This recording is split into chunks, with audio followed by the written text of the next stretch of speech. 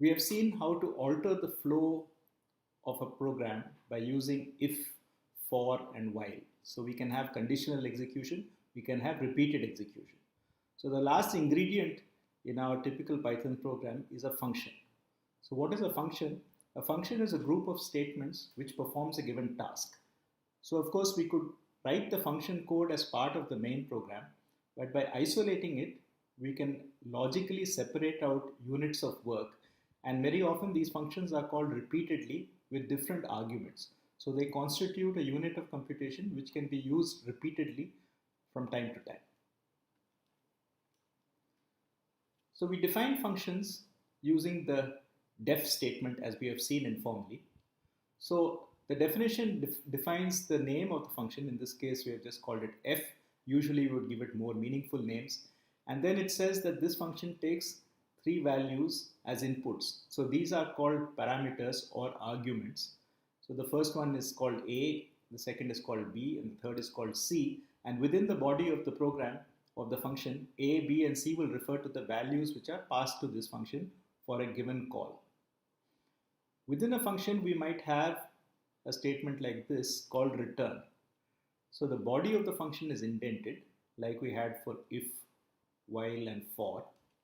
And the return statement, if it is encountered, it says at this point the execution of the function will end and you will get back to where you called the function from, returning the value in the name v. So this could be any expression, right? So we could just have return of a constant or return of v plus 1 or whatever. So when we call a function, we have to pass values for the arguments. And this is actually done exactly the same way as assigning a value to a name. So suppose we have a function like this, which takes x and raises it to the power n. So let's just look at the function just to understand what the code is doing. So we assume that the value of the answer is 1. And now for as many I as there are in the range 0 to n minus 1, we multiply x into answer. So we get effectively x times x times x n times. Right? So each time we go through this loop, we multiply one more x, and finally we return the answer that we have got. Now, the way we would use this function in our code is to write an expression of the form, say, power 3, 5. So obviously what this means is that 3 should be used for x and 5 should use for n. And we would then run this code with the values x equal to 3 and n equal to 5. So actually you can imagine that when we run this code, it's as though we have this code inserted into our program at this point, preceded by this assignment. So the assignment basically says set the value of the name x to the value passed by this, namely 3, set n to 5. So this assignment is what takes place effectively when you call a function. And since it is an assignment, this behaves very much like assignment in the regular case.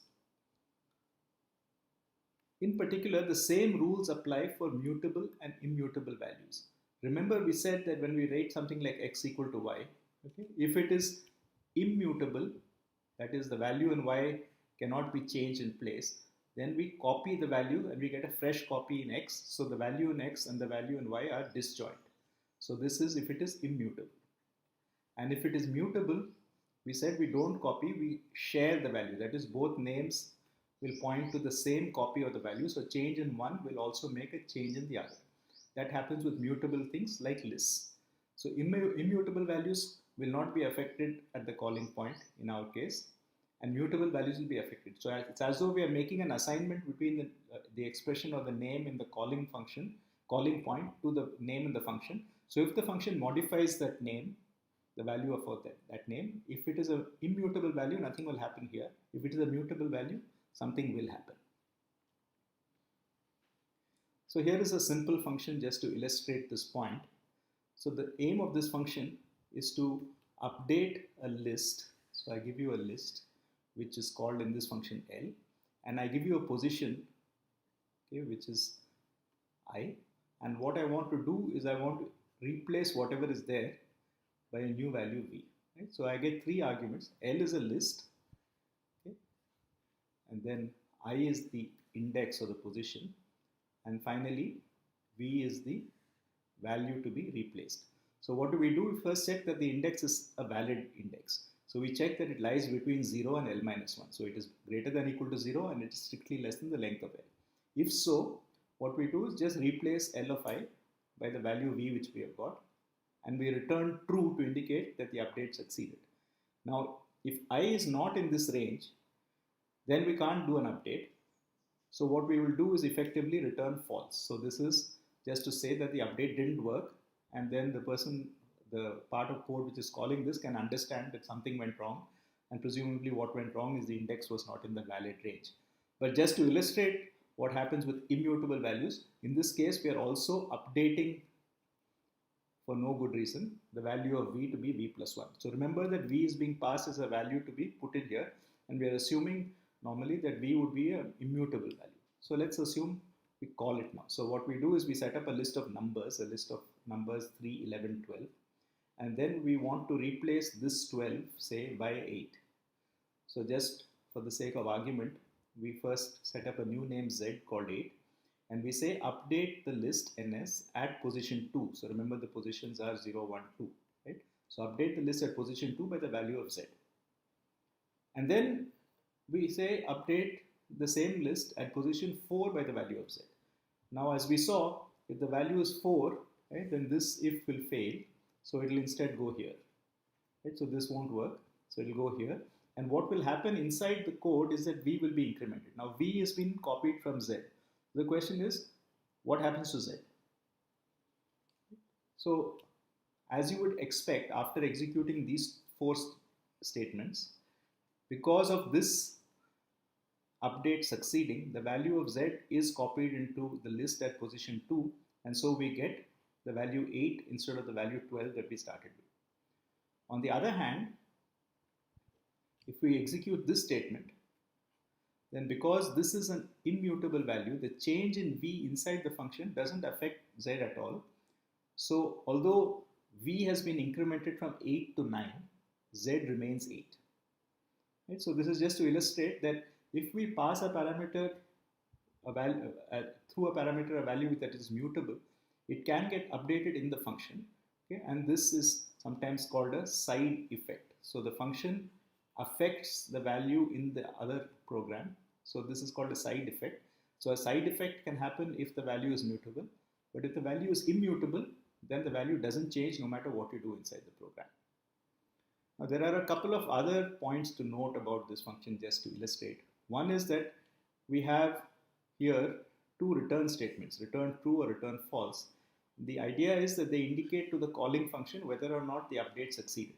So ideally you should have said something like result is equal to update, and then checked after the update whether result is true or false, because remember update will update the list or not update the list depending on whether the index is valid, and it will return true or false depending on whether the update succeeded. So by examining the value of whatever is returned, we can check whether the update we intended worked or not. So this is something which we would expect, but we have not done it. So this is just to illustrate that there may be a return value, but maybe the idea is the function will actually update some mutable value, so you don't care what it returns. All the work is done inside the function. So even though there is a return value, you are not obliged to use it. You can just call a function as a separate statement as we have done here. It doesn't have to be part of an assignment. The other thing is that because of this, there may be functions which don't return anything useful at all. A typical example would be a function which just displays a message like there was an error, or it displays some other indicative thing for you to understand what your code is doing. Now such a function just has to display something. It doesn't have to compute or return anything. So there may be no return function. So by default, what happens is that a function executes like everything else from top to bottom when it is invoked. And now if you encounter a return statement, at that point the function stops executing and you go back. On the other hand, if you run out of statements to execute, if you reach the last statement and there is nothing more, then also the function will end. So there is no obligation for a function to actually have a return statement. So a return statement is useful if the function computes a value and gives you back some result which you will use later on.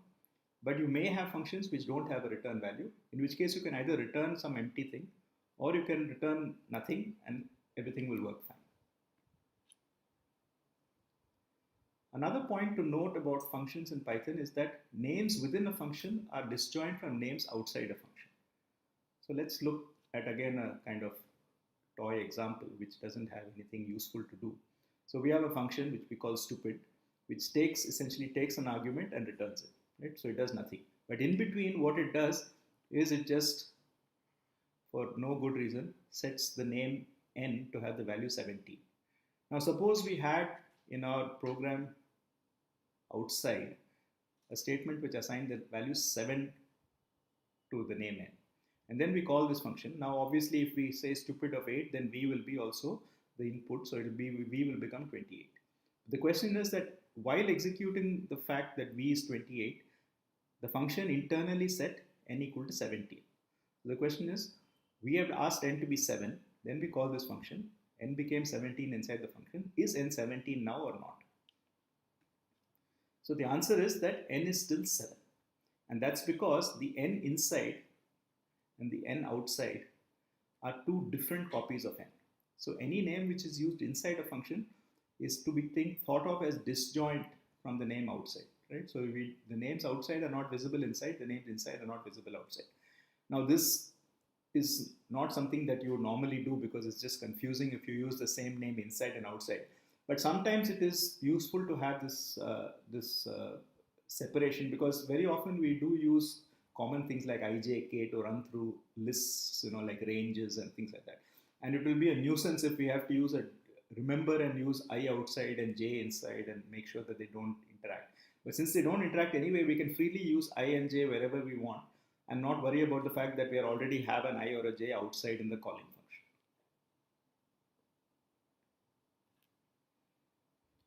One of the things that we mentioned up front was that a function must be defined before it is invoked. Now, this is a slightly subtle point, so let's just look at it a little more. So remember that a Python program is read from top to bottom by the interpreter. So when the Python program is read, it reads the definition of f but doesn't execute it.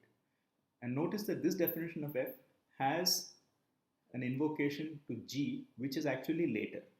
But the point is, when reading the definition of f, g is not used. It's only remembered that this statement, which should be in a bracket by the way, just to be consistent. Okay? So this statement should be computed if I call f. So it's not calling f, it's just defining f. So I define f, then I define g. Finally, when I come to this statement, it says what is f of 77. So f of 77 will come here and it'll say, okay, f of 77 is nothing but g of 78, right? So that will come here, and it'll say g of 78 is nothing but 81, so it will come here. So 81, and then finally I'll get 81.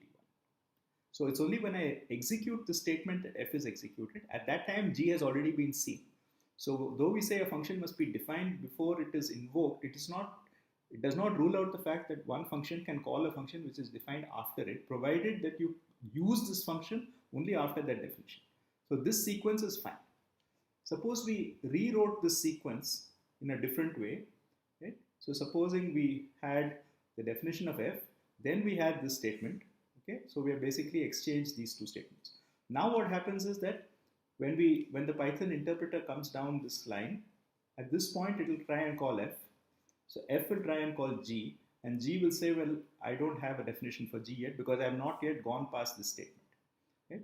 So if I put this statement execute f before I define g and f requires g, then this statement will create an error, whereas this statement will not.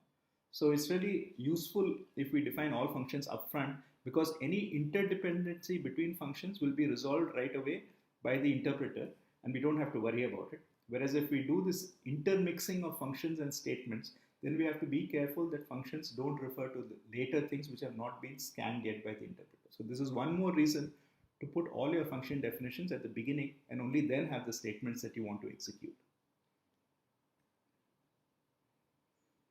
A final point that we will return to later when we go through more interesting examples as we proceed in programming is that a function can very well call itself. The most canonical function of this kind, these are called recursive functions, functions which rely on themselves, is the factorial function. So if you remember, n factorial is defined to be n into n minus 1 into n minus 2 into n down to 1. So you take n and multiply it by all the numbers smaller than itself up to 1, and by definition 0 factorial is defined to be 1. So what we observe in this definition is that this part from n minus 1 to 1 is actually the same as n minus 1 factorial. So in other words, n factorial can be defined in terms of a smaller factorial. It is n times n minus 1 factorial. So that's what this function is exploiting. So there is a base case factorial of 0 is 1. And since the factorial of negative numbers is not defined and we want to be safe, we can say that if n is equal to 0 or if n is less than equal to 0, we return 1. So this is what we normally call the base case. So in this case, the factorial is completely defined without having to do any further work. Now, if n is not less than equal to 0, then n is greater than 0. So if n is greater than 0, then we take the current number and we multiply it by the smaller factorial. That's exactly the definition given above. So this in turn, so if I take, say, factorial of 3,